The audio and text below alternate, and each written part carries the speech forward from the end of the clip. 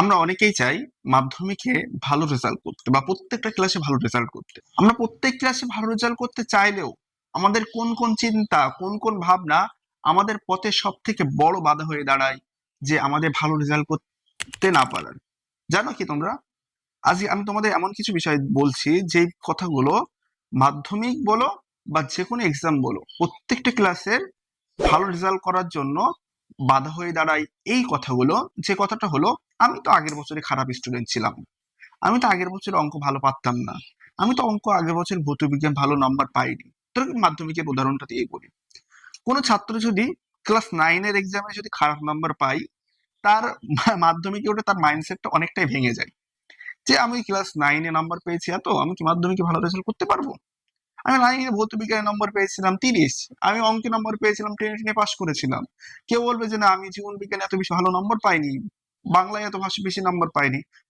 এই যে মাইন্ডসেটটা, যে আমি পূর্ববর্তী ক্লাসগুলোতে কম নম্বর পেয়েছি এবং সেই ক্লাসের রেজাল্ট আমার ভালো হয়নি, এই কথাগুলো কিন্তু তোমার মাধ্যমিক বা যে কোনো রিলেটেড পরীক্ষায় তোমার ভালো রেজাল্ট করার জন্য একটা বাধা হয়ে দাঁড়াবে। তোমার এই জন্য ফার্স্ট কাজ কি হলো, প্রথম প্রথম কাজ হলো যে তুমি পূর্বের ক্লাসে কি ছিলে না ছিলে এই জিনিসটা অনেকটা বাদ দাও। মানে এই জিনিসটা যদি বাদ দিতে না পারো, তাহলে দেখা যাবে যে তোমার এই যে সামনের যে এক্সাম গুলো আছে, সেই এক্সামে তোমার মাইন্ডসেটটা অলরেডি অর্ধেক নষ্ট হয়ে যাচ্ছে। তোমার মাইন্ডসেট নষ্ট হবে না তখনই যখনই তুমি পূর্ববর্তী ক্লাসে কি ছিলে এটা তোমার দেখার দরকার নেই।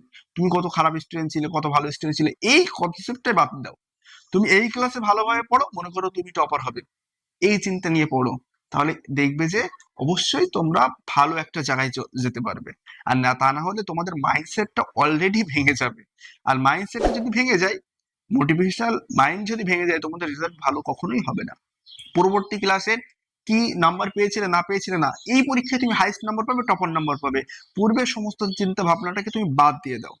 তাহলে দেখবে যে তুমি সামনের পরীক্ষায় বা মাধ্যমিক পরীক্ষায় একটা ভালো নাম্বার তুলতে পারবে। কেউ ক্লাস 8-এ পড়ে 7-এ কি নাম্বার পেয়েছিল তার দেখার দরকার নেই, 8-এ ভালো করে পড়ো, দেখবে যে অনেক বেশি নাম্বার পাবে। এই জন্য তোমাদেরকে বলছি যে প্রত্যেকটা সাবজেক্টের জন্য ভয় পেও না। প্রত্যেকটা সাবজেক্টে পূর্ববর্তী ক্লাসে যে ভয়গুলো ছিল সেই ভয়গুলো বাদ দাও, এবং ভয়গুলোকে যদি বাদ দিতে পারো তাহলে দেখবে যে এই যে সামনে যে পরীক্ষাগুলো আছে এই পরীক্ষাগুলোয় তোমরা অনেক বেশি সুন্দর নাম্বার পাবে। আর যদি পূর্ববর্তী ক্লাসের ভয়, ভীতি তোমাদের ভেতরে কাজ করে, তাহলে সামনের পরীক্ষায় ভালো নম্বর পাবে না। তাহলে সামনের পরীক্ষায় ভালো নম্বর পেতে চাইলে তোমাদের উচিত এখন থেকেই কি, পূর্ববর্তী ক্লাসের সমস্ত ধরনের চিন্তা ভাবনা বাদ দিয়ে এখন থেকেই প্রস্তুতি নেওয়া যে আমি এই ক্লাসের টপার, আমি সব থেকে ভালো নম্বর তুলতে পারবো, আমি এই ভৌত বিজ্ঞানে, অঙ্কে, জীবন বিজ্ঞানে সমস্ত সাবজেক্টে বেশি নম্বর তুলতে পারবো। এই জিনিসটা নিয়ে তোমরা মাইন্ডসেট নিয়ে পড়াশোনা করো, দেখবে, আর প্র্যাকটিস করো। আর আমাদের পূর্ববর্তী অনেকগুলো ক্লাস আছে, সেই সমস্ত ক্লাসগুলো দেখতে লাগো।